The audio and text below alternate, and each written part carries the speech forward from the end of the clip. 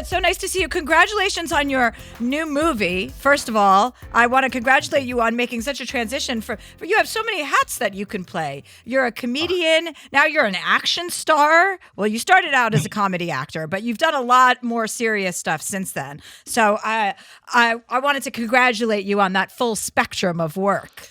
Thank you. I don't think anyone thinks I'm an action star, Chelsea, but it was interesting when I got the call for this because I thought, oh my God, I'm actually going to be in one of these. And then I remember thinking, I'm going to really I'm going to listen to like the Mission Impossible theme song on the way to work. And I'm going to I tried going to the gym a little bit more. And then like day one, I was like, oh, I'm not cut out for this. But it's lucky because my character's kind of a wimp. Yes. Well, first of all, a lot of interesting people are in the movie with you. The movie is directed by Mel Gibson. Is that who called you to offer you the role, Mel Gibson?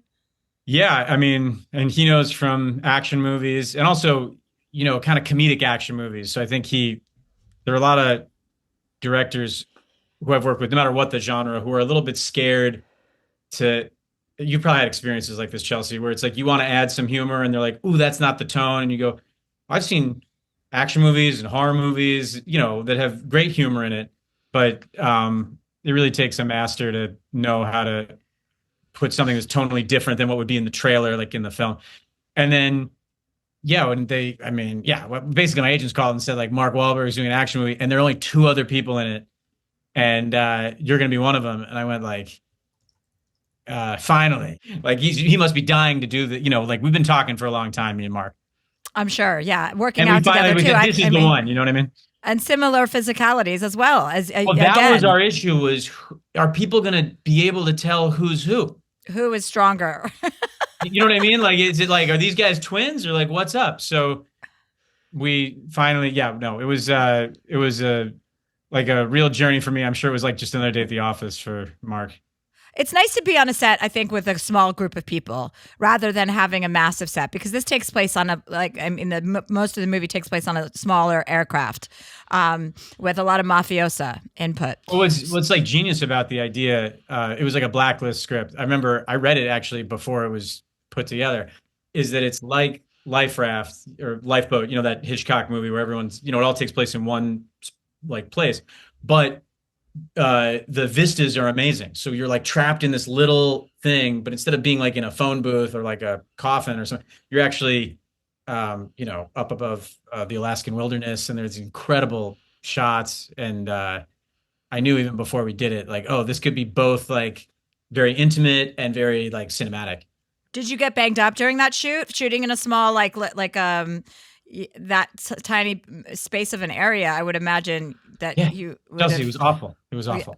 Right. I got hurt like just like getting in the first day because I realized you can't even stand up in that thing, which is crazy. And then you're 3 stories up on the plane itself is on a gimbal that kind of rocks back and forth. And then please don't use that kind of language, Topher. What do you mean? You know what I mean, gimbal. It's like a sex swing, but for a plane. So you can imagine, so it's like it lets it rock back and forth and do its own thing. Now we're talking my language. Thank you. And then not only that, it's surrounded by this thing called the volume, which is, was created for The Mandalorian, which is like a almost 180 degree screen that the camera sees as being real. And they've shot footage already of this plane's journey over Alaska. So it's like, and they shot it, you'd think if you're going over Alaska, you'd shoot like 4 cameras, north, east, south, and west. It's like they did 8 cameras turned on their side, if that makes sense. So it had more information. So you could actually, the plane could fully dive. It could fully like rise up towards the sun. And like, I remember day one, I was like, oh, I'm totally plane sick. This is awful. And this is the first day of like 3 months. And, I mean, it fully feels like you're in a plane because the plane's bumping along and then you're watching the mountains go past you. And the good thing about that is there's very little acting required. You just kind of, just yourself. You just feel like it's happening. Yeah. Yeah. How do you feel like about when you think about your career and all the kind of different moves that you've made since the very beginning? I know that you got that 70s show like on your first audition, right? Isn't that right? Yeah, it happened in my first audition because they saw me in a high school play and told me to come audition. The short version of the story is I was in a high school play that was bad, but it was so bad that we improvised a lot. And I think this girl who did the sets, her parents were these big TV producers. And they said, when you go to USC next year, can we call you? And I was such a dick about it. I was like, I didn't know what they even meant. So I was like, yeah, let's go to Spago. Like, have your people call my people.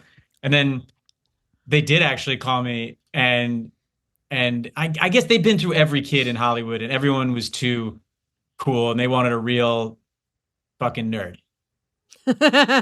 Like a real, like, right, like fresh off the tree nerd. And that was my reality at that time. And then also, I remember I knew nothing about Hollywood. They said, I mean, the great story from that is she said, bring a headshot and a resume. And I was like, okay, I know what a resume is because I worked at Dunkin' Donuts and at Suncoast Video. But what is a headshot? And she was like, it's like a picture that goes with your resume that so we know who you are. And I was like, got it. And when I came to the audition, it was like I brought a picture of me with my friends at Six Flags. It's like, I thought you were going to say you brought a picture of you working at Dunkin' Donuts. I was like, well, that sounds like that would track. No, but it was just way, me and my friends. It wasn't like the one on the roller coaster where you're like, whatever, but it was like us in the parking lot, and they were like, who is this kid? But they were really ballsy. All those kids, Ashton had never worked before, and Laura had never worked. We all started work on the same day. It was crazy. Wilmer didn't even speak English, really.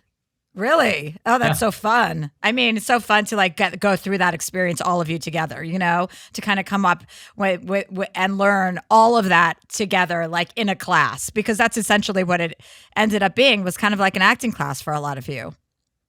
Yes. And what's great about a sitcom is when you're bad, which, I was at the beginning, you get to come back the next week and do it again. And then to your point about doing things that are in different genres, you have the summer off.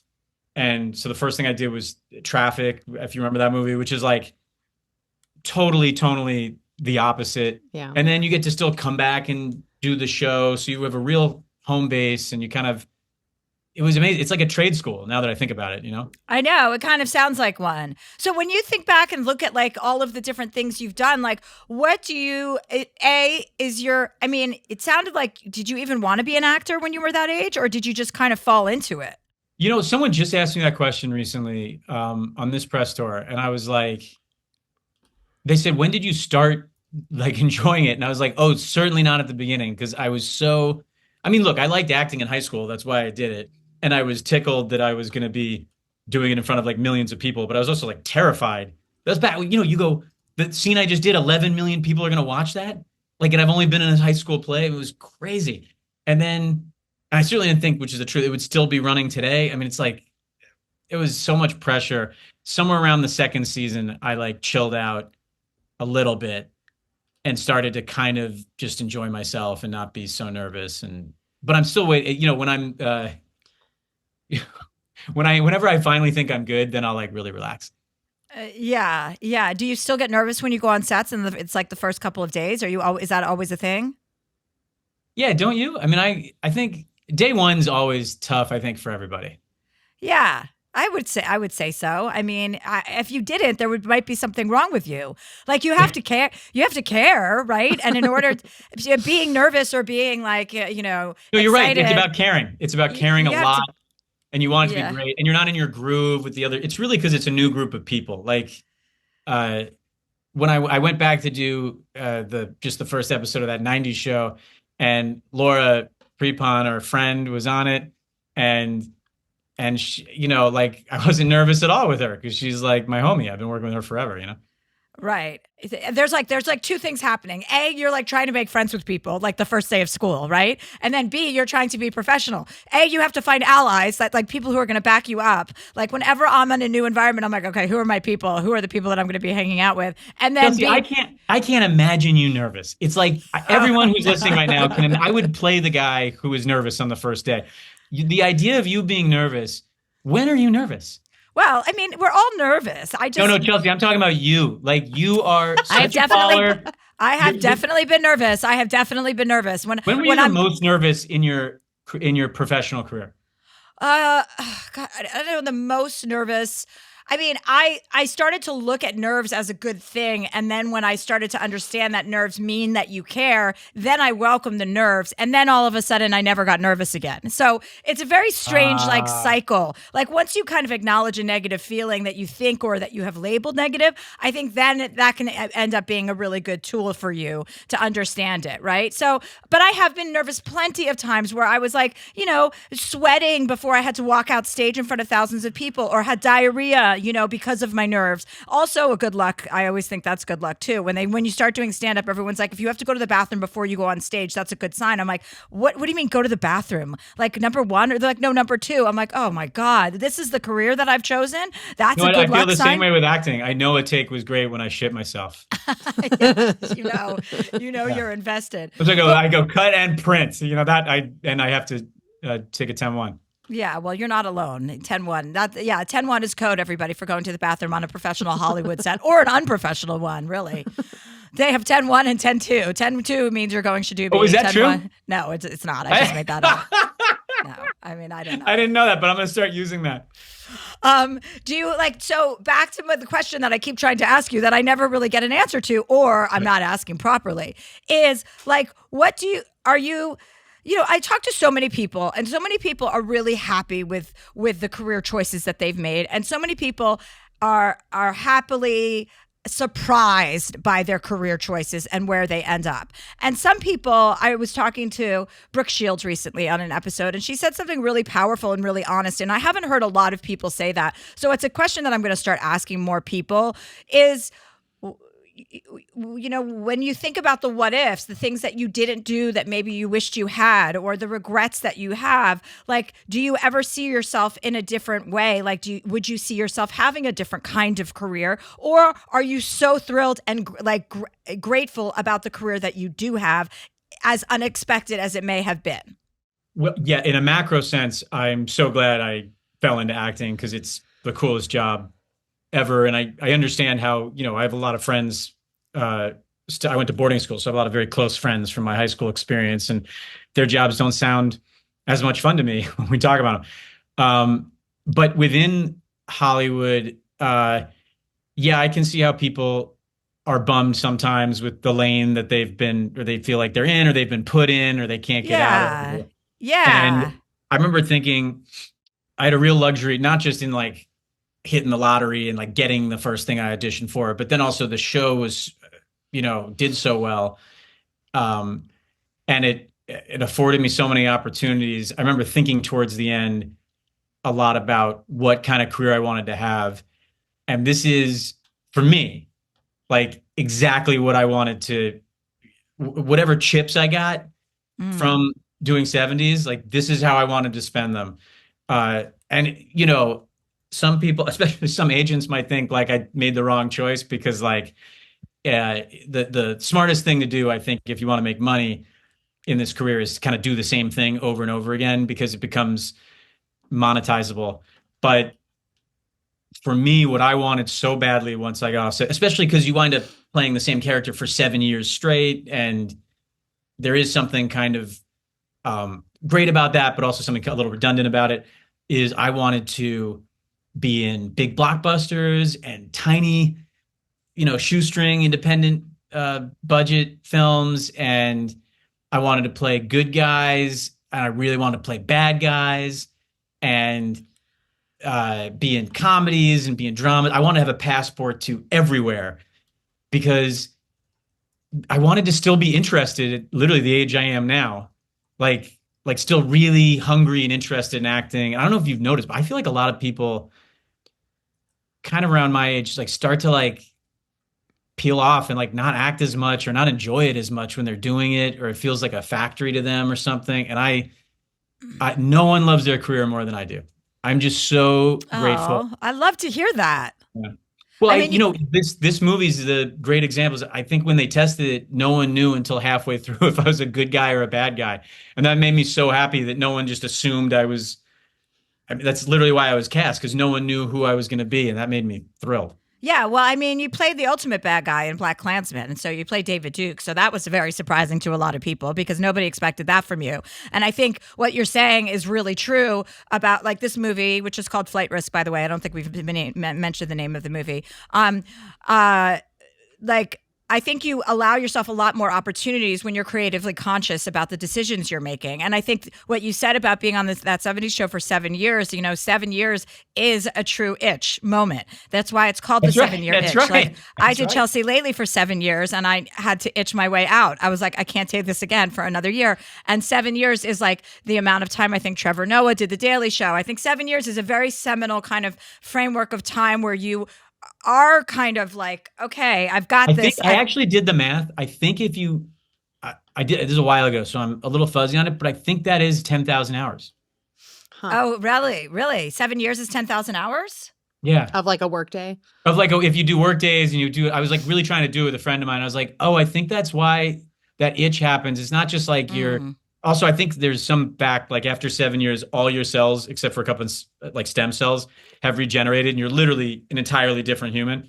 But I also think maybe you've kind of mastered something and it's like, you could do more of it, but it's like, to me, the thing that keeps, like, I'm more interested in acting now and like techniques and trying things than I was when I started. And I think the only reason that's true is because like, the next project I did after this, it's like, it's this Glenn Powell movie, but I'm like, I'm insane in it.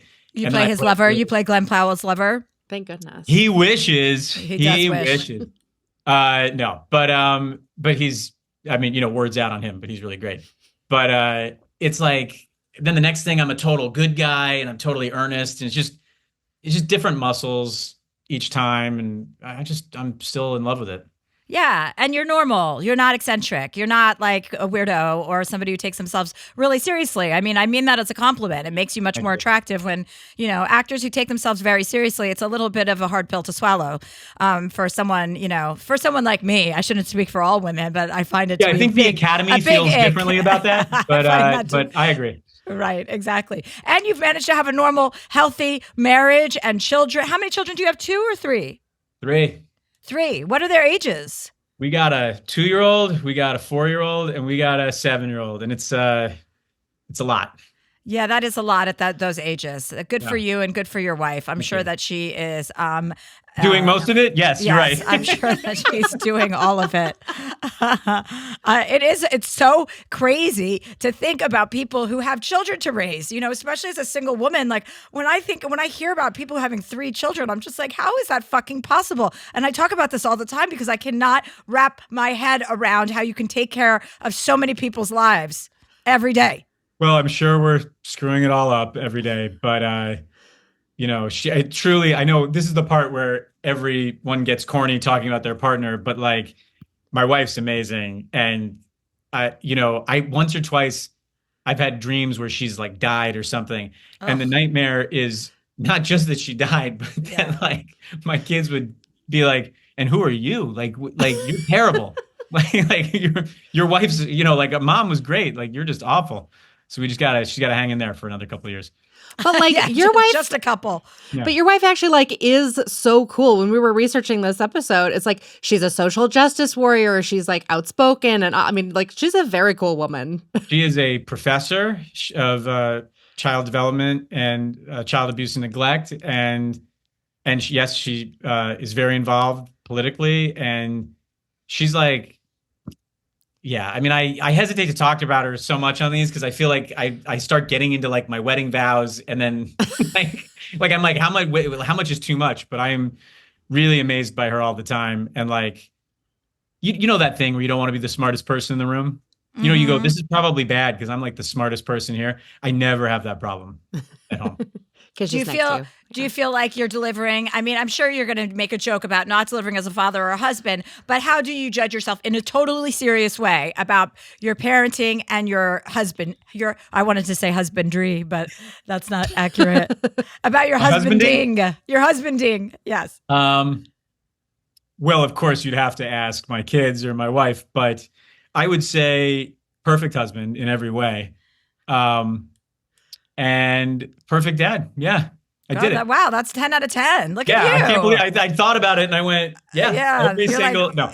It's like the act of I now realize like all the cliches are true, but the act of being a dad and a husband, being in a family and all the craziness is like you're going to fail. It's almost like you were talking about being nervous the first day of work. It's like you care so much about something that you're going to mess up and you just have to keep going, even if you're not the best at it. Because I don't think anyone's like the best.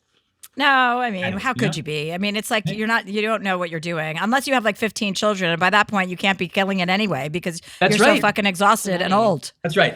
If you have 15 kids and you send your kids to boarding school at 5, then like by the 5th kid, you'd be like, okay, I got this. Mm-hmm. But it's just you're learning and trying. And, my folks were amazing and they're still together. They live out here. And I'm like, wow, that's cool. Yeah, we just went to their 50th wedding anniversary. And I think, I mean, like, I can't complain. They were unbelievable. But even places where they might feel like they weren't great, you go, as long as you care a lot and you're trying your hardest. And, I think your kids see that. Yeah, that's true. Okay, on that note, we're going to take a break and we'll be right back with Topher Grace.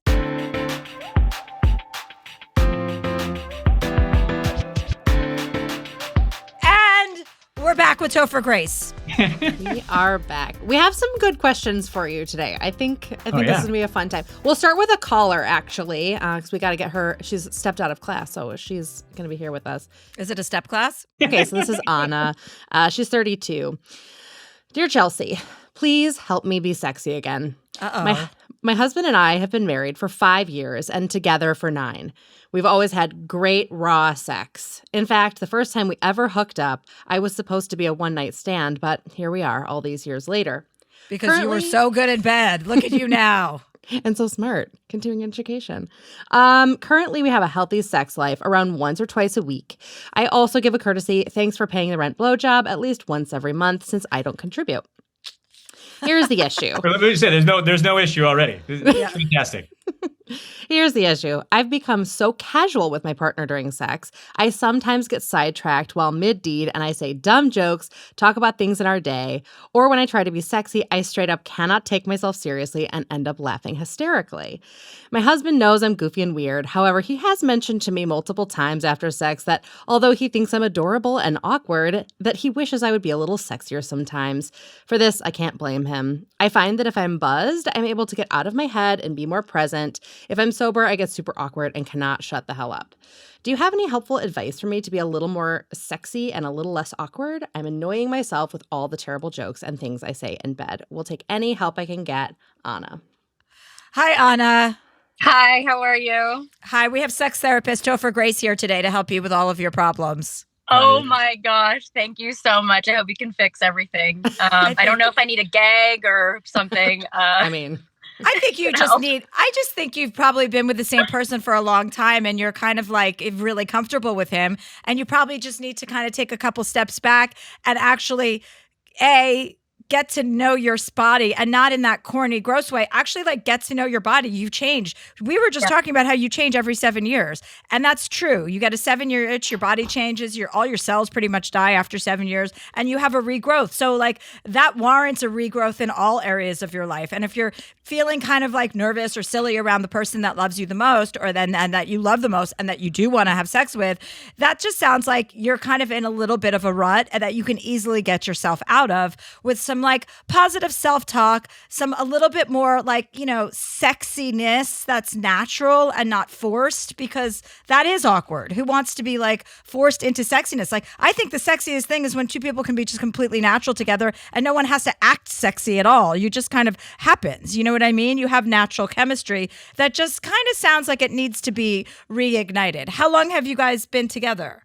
Almost 10 years actually. Okay, well, there you go. Yep. That's exactly right. This is probably going on for exactly 3 years. Yeah. And I typically we have a lot of morning sex because at nighttime, I am a lost soul. Like I'm tired. I do not feel like moving. So I'm very much a morning person, sex person. And I think that a lot of the times too, I'm going through a checklist of like what I'm doing in the day.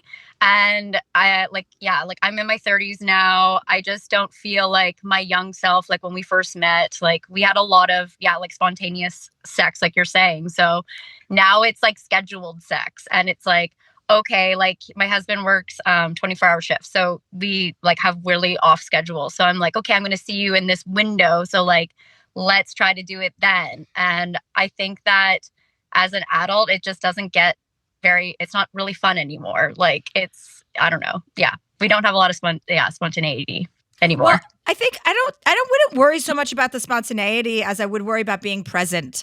Like you just need to work on being present while you're having sex with your husband, and that will yield its own like benefits. Yeah, like definitely. That, you're in your head, you're thinking about your day, and there's nothing wrong with that. That's what lots of people are doing during sex. But you just have to like refocus your energy. Like take some time every day to either write down like, stuff in a journal, either meditate, something that's just going to force you to be present for 5 to 10 minutes each day, and then habituate that. And like that becomes your habit. And that way you can kind of connect more during sex. You know what I mean? Like this isn't a huge, terrible issue. It's just like a little bump in the road. And once you get past it, you're going to be like, oh, wow, this is cool. Like, what else can I tackle? Yeah, no, definitely agree. Yeah. I don't know if this will help. And I'm certainly, I've been married. I've been with my wife almost the same amount of time. But this is just coming from an actor, right? So don't take this from a sexual icon. This is just coming from an actor. But I one time, I was on the set of a film. Okay. And I had to start yelling in the middle of this scene. And I'm not really a yeller in real life. I just don't like yelling at people.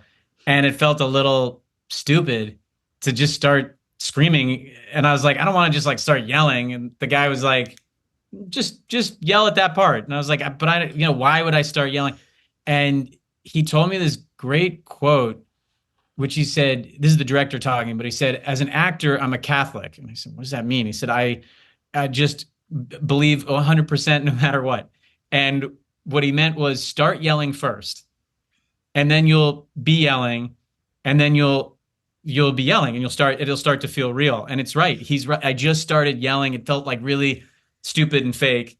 And then the next take, I was like, it just felt more, like I was more into it. So I don't know if that helps, but it's like fake it till I make it. Yeah. Okay, you fake it a little bit, to get into the role sometimes. And I guess some of it, I mean, it shouldn't all be acting, but some of it is a little bit of you're playing a role, No, I agree. Okay. I read a while back that like some people are, when they're in like a sexual mode, they go into sort of this nonverbal part of their brain.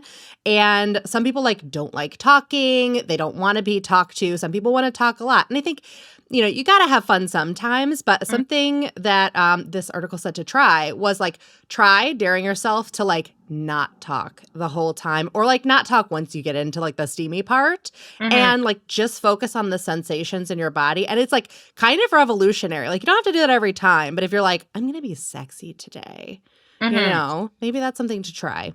And try maybe singing the whole time. I don't know. I mean, yes. No talking though, just singing. No talking. No A talking. musical, only singing. okay. Only No, singing. Yeah. but I think that's a good, like, just don't say anything. You know what I mean? Really just try to just zip it and see what comes out of that. That might be a much more enjoyable experience for yourself as well. I think so. I think that's a lot of it is that I can't shut up. So, and I think women also want men to know, okay, yes, we like this. You're doing a good job. It's kind of like ego stroking. That the whole kind of talking in bed a lot is to kind of keep them going and like let them know. But that it's also nice to not do any of that. Like you don't have to do that. You don't have to perform for him. You're already having like sex together. So you don't have to like put on a show. So yeah, I would try to be silent for a few times and see how that makes you feel afterward. I like that idea a lot because I do think it is performative. And like as a female, you're right. Like you just really want to validate your partner. And that's part of like, trying to get them come along like that that you're making sure they're enjoying it. But yeah, especially with someone that I've been with for so long, like he knows that I'm with him. Like there's nothing more I can really do at this point. So I think being quiet I think being quiet is a good thing, actually. Yeah. That's Quiet good. and mindful, like really Yeah. like focusing quiet on your and present. Let's work on Yes, those two yes. things first. Okay, Yeah. I like Yeah. that idea. Okay. Yeah. I Right, remember once Anna. having sex with a guy and I looked up. What was I doing to him? Maybe I was going down on him, but that doesn't really sound like me. Anyway, I looked up and he was taking a sip of a beer. And I remember going, wait, excuse me, what are you doing? And he's like, oh my God, I can't believe you caught that. Oh yeah, I was going down on him because obviously. I'm like, I was just about to give you the greatest blowjob. He's like, I know. That's why I took a sip of the beer. This was going to be so exciting. And I'm like, yeah, but you ruined it. You can't just be fucking drinking beer while I'm blowing you. Anyway, that was the last time I gave a blowjob, but it sounds like you're pretty consistent with those too. Yeah, I think that's why he married me. So Okay. Doing a great job, Anna. Yeah. Well, thanks for calling in, Anna. Good luck with everything, and I'm Thank sure you. you'll be fine. okay, thank you so much. Take care. Report back. Report back. Okay, will do. Bye. Bye. Well, that was uplifting, guys. Yeah. I like when cutie. people have minor problems. You know what I mean? That are easily fixable. So And, fixable. yeah, easily tended to. Yes. Okay. Well, our next question. This is just an email. Dear Chelsea, I'm a divorced mom to an 8-year-old boy and a 4-year-old girl. The kid's dad is still in the picture and has them every other weekend, but I'm the primary parent and breadwinner. I'm also an older mom, and I had my youngest at 41, so I'm 45 now. I love being a mom, and my divorce was the best thing my ex and I ever did for our kids. My biggest problem is major anxiety about dying and leaving my kids, especially when they're still so young. At least a few times a year, I find something physical to freak out about and go down the path of seeing doctors and getting tested for all sorts of things. So far, I've been cleared, but I'm recently having some pain, and a comment by an x-ray tech has me reeling that I might have bone cancer and I'll be dead while they still need me.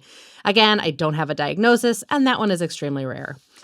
Hearing stories about others losing their moms makes my fear even greater. It seems like such an intense trauma that follows people throughout their lives. Ideally, I'd love someone to tell me I'm not going to die until they're much older, but really what I want to know is that they will be okay if I do.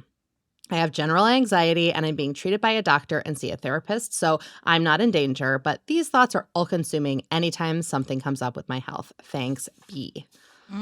God. Wow. I'm kind of regretting bringing up that whole thing about my wife. Well, your wife. Well, actually, No, yeah, I was like, exactly. Pick the right question there. I meant it a little more lighthearted, so sorry for this. What's the B is the B. person's. Yeah. I think you actually just have to make a decision in life whether you are going to live in fear or you are going to be present. And when you're living in fear, and then any single thing can trigger you. And it's not the easiest place it's to arrive at, per se, if you are a fearful person, to become unfearful and to start to trust the universe, to trust your health, to trust the world, that everything's going to work out in your favor, because that's kind of an empty thought too.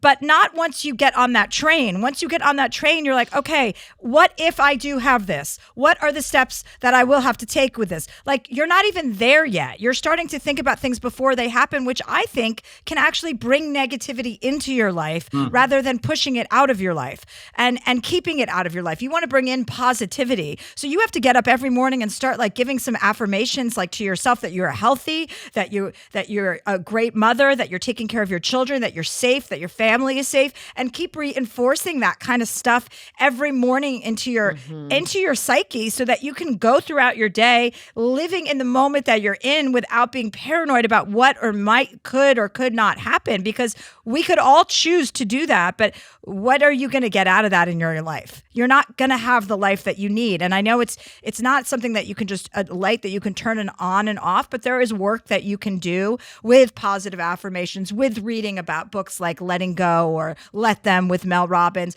like reading things that are going to make you understand that it is more powerful to be positive and that you attract more positive energy when you're in that headspace rather than living in a fearful headspace. Because, okay, so you pass away. That's the worst possible case scenario. Your kids are going to survive and they're going to be raised and they're going to live. So then what? So you play that all out. they'll be devastated. They'll be sad that their mom is gone, and they'll grow up, and then they'll have their families of their own. Like, I don't like, so it does, there's no payoff to you being so fearful. There's no great payoff. It's only taking away from your life. So I would really just start talking to yourself in a different way. And Topher, is this like a fear that every parent has? Like, I feel like that's something that I hear. And I wonder if that's... My wife, I think she would, if she was here, agree with me that since she's had kids, it's like she makes me check the locks on the doors more at night, and she makes me go in and check on the kids. Some of it's like, I think she would say even not 100% rational, but it's like, I would tell B, maybe that's a really great sign that she's a great mom, because she cares so much about her kids and about their experience. And I mean, I agree with everything you just said, Chelsea. It's kind of, maybe she should sit in a place of a little more gratitude. It's almost like going against gratitude to worry about it where it's taking away from your relationship with your kid. But I do think it's a natural instinct to, once you have kids, be like irrationally caring about what their experience is going to be. So it's ultimately, I think, a good thing. Yeah. And to go back to what Chelsea was saying, it's like what you focus on expands. So if you can take these thoughts that are going to come up, like, oh my gosh, what if I get sick? Oh my gosh, what if I die? And you tell yourself, like, you know what? I'm going to focus on the positive version of that. Like, what if I stay healthy? What if I'm 95 and I have great grandkids when I die? Like, and then giving yourself some affirmations of like, I'm living healthfully, I'm going to do great. Like, flip the switch, because our brains are plastic. And if you start doing that, it'll start to become automatic. Yeah. For every negative thought, there's an opposing opposite thought that you can implant into your head and say, okay, I'm worried about dying. I'm actually going to live until I'm 95, just like Catherine said. Like, match the opposite thought to every negative thought you have and start repeating those thoughts in your head.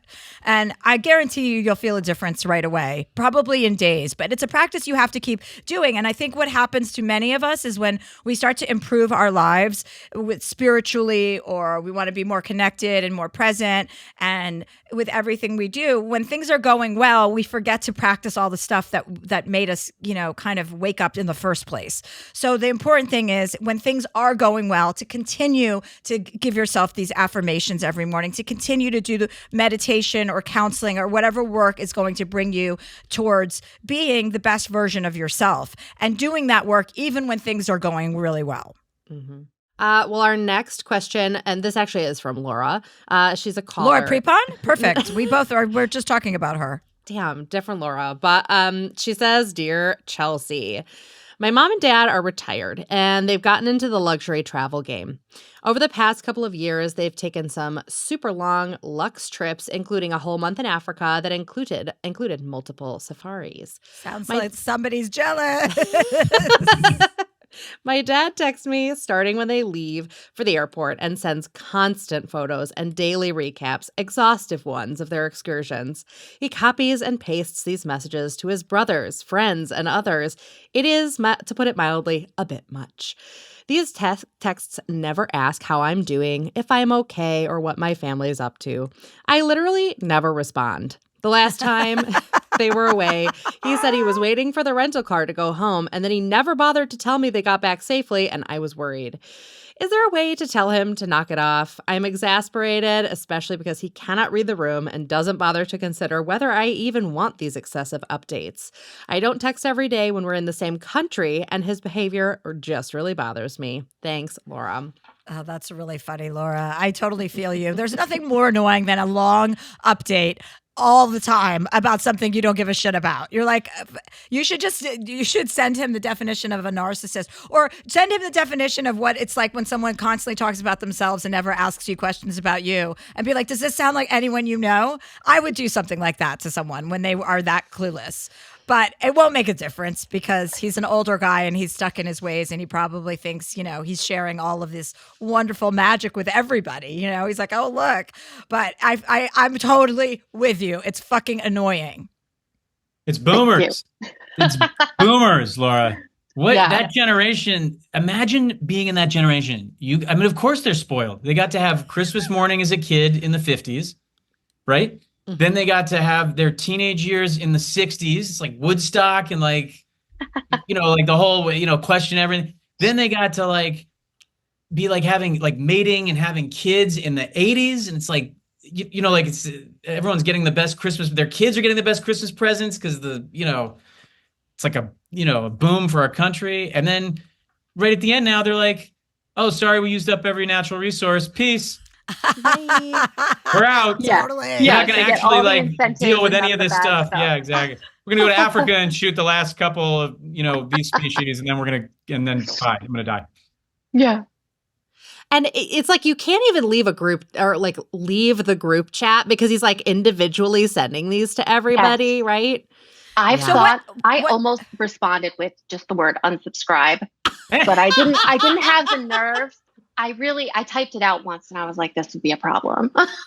what have you? And you've never said anything to him or your mother? Have you said anything to your mom? So they share a cell phone. Oh, That's how boomer they annoying are. too. Oh, it's so annoying. I never know who's texting me.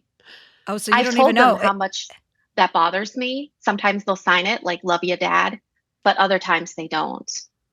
It's really irritating. Gosh.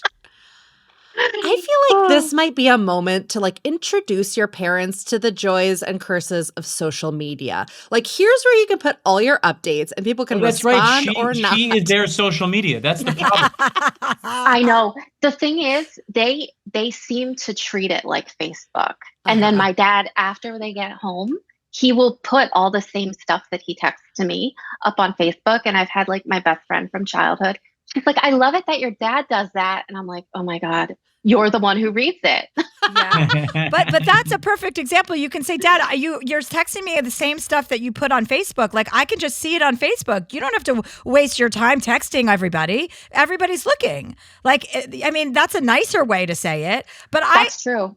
I mean, if you want to be nice about it, I would just immediately, I would be very honest about it because I find it completely intolerable when people act like that, especially when you're his kid and he's not even fucking asking about you. It's like, hello, I have a family. It's so ostentatious. I've muted the thread. I've done all the things. I try to like not even look at it. But the last time when I didn't even know they were home from Africa, I kind of lost it. I was like, why am I even looking at this? Like they don't even care. I mean, yeah, I don't know if there's anything to do for that. Like, I don't even know what the point is because they can't hear you. People that age are like so ingrained in what they think is appropriate and that the gifts they're bestowing on all of us by sharing their travels and so I don't know. And you seem nice, so it's going to be like a difficult interaction. But there are. I got it. Do yourself a favor. Spend, play the long game and spend your inheritance on a wonderful trip to Africa. There you go. Or you can tell them that they've posted so much about Africa that they've actually turned you off of Africa. Yeah, now I don't even have to go. No. That's right. What about We solved it. Yeah. Do you have siblings? Yeah, I have a sister. Oh, so do you guys commiserate together about it? No, I asked her once if the sharing a cell phone thing bothered her, and it didn't. Just sounds like you need to get a new family or rent a family. I kind of do, yeah. Yeah. Do you know any nice parents? Like, Yeah, I do actually. I love old people, so I love a lot. I'm friends with a lot of my friends' parents, and I will be on the lookout for you. Absolutely. you can shoot them my number, yeah. Yeah, you are attach. Are you married? Are you married? Yes. Okay, Yeah. well, attach my yourself. in-laws are great. Great, They're great. great. Awesome. Go with them. Go with God. Yeah. Yeah. I feel like if you are going to say anything, like just take a teasing tone and be like, oh my God, Mom and Dad, like you got to stop doing this. It's so silly. But like tease them about it. Like I had to have a whole conversation with my mom about like, you can't just text me, call me, period, because then I think someone is dead. And it took you like, had to tell her? Oh, like 10 times, but she finally got God. it. Now she says, call me, period, nothing bad. So it's an improvement. that's phenomenal. I also think you should focus on the fact that you have a great set of in-laws. You just said not many people can say that. You can't have awesome parents and awesome in-laws. Right. I think you should just count your blessings and focus on where the gratitude should come in.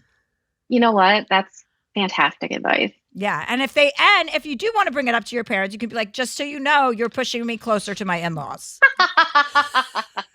That'll get them to stop. Oh, it would. It would. Yeah, oh for my sure. goodness. But anyway, thanks for calling in. Thank you so much. Yeah, All right, have a great thanks, day. Laura. Well, I'll be right back with Topher Grace. We're back with Topher Grace. And we're back with Topher Grace. Topher Grace. I can say it 3 times. Who is promoting his movie Flight Risk, you guys. I just want to make sure that we get that name out there. Where can people watch Flight Risk, Topher? In the movie theaters. It's one of those ones that went to the movie theaters. Back to the movie theaters. All these movies in theaters again. It's a very exciting time to be alive. It definitely is. Well, do we have time for a quickie, like a 2-minute? Sure, let's do a quickie on our way out. All right. Dear Chelsea, my lovely boyfriend of 2 years is on Tinder from time to time, and he says he's not doing much on there, not meeting anyone. We are together all the time at his place. He cooks for me, he fixed the roof, cleaned my gutters. My friends think he's great. We get on really well. We're both divorced with kids. I've never met his 10-year-old son. Our sex life is great. Why is he sabotaging things? He has no friends at all, and he's a bit of a loner who watches a lot of TV, scrolling, etc. He has a screen problem. Am I minimizing what he's doing? Yes. I found he's on there twice now, and one time he told me he was a bit drunk and looked on it. I can't talk to friends about it really because the 2 male friends I've told have said dump him straight away. No one's perfect, but now I'm finding myself wondering if he's on there behind my back. Either I forgive him after he said sorry and move on, done this 3 times now, or I go on there myself and find someone new. I really like him, though. He's really hot. He's just a bit introverted. Right, Teresa? Wrong, Teresa. Topher, can you just handle this as from a male perspective, please? Yeah, I feel bad because she said she talked to 2 guys and they said immediately dump him. I mean, like, I'm going to have the same reaction. It's your boyfriend, she said? Of 2 years. Yeah. Whose 10-year-old child she has never met.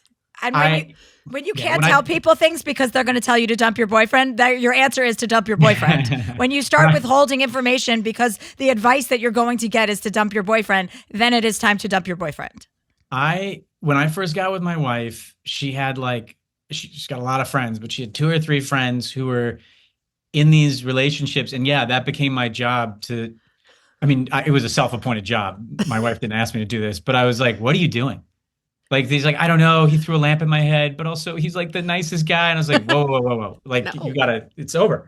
And one of them I was so harsh with. I think she caught me in like a bad mood or something. And I was like, look, you're an idiot. Like, you decide how you want your life to go.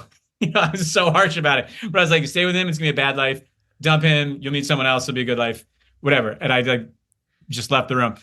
But she did. She dumped the guy and 3 weeks later, she met her husband. They're together now. They have the most amazing life.